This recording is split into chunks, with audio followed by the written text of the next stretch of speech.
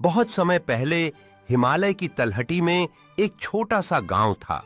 वहां हरिया नाम का एक मेहनती किसान रहता था। खेत में मेहनत करने के बाद भी उसकी आमदनी बहुत कम थी, लेकिन हरिया हिम्मत नहीं हारता था। एक दिन वह नदी किनारे बैठा सोच रहा था कि कैसे आमदनी बढ़ाई जाए। तभी उसने देखा कि पहाड़ों से बहती एक तेज धारा नीचे गिर रही है और बड़ी ताकत से पत्थरों को टकरा रही है। हरिया के दिमाग में एक विचार आया, अगर मैं इस पानी की ताकत से अपनी चक्की चला पाऊं तो कुछ अलग कर सकता हूं। उसने कुछ हफ्तों की मेहनत से नदी किनारे एक पानी की चक्की बनाई। अब वह उसी चक्की की ताकत से पहाड़ों से लाए गए खारे पानी को गर्म करके उसका पानी उड़ाकर नमक बनाने लगा।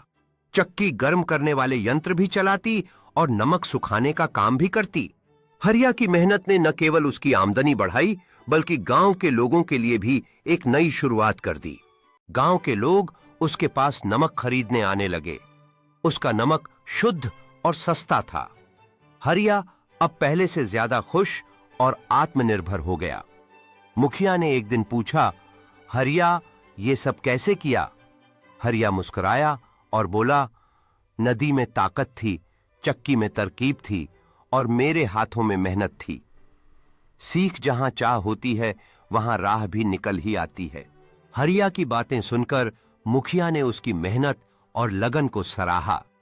नदी की ताकत से उसे नमक निकालने का तरीका मिला और चक्की के माध्यम से उसने इसे सस्ते दाम पर गांव वालों तक पहुंचाया। धीरे धीरे हरिया की प्रसिद्धि बढ़ने लगी और लोग दूर दूर से उससे नमक खरीदने आने लगे।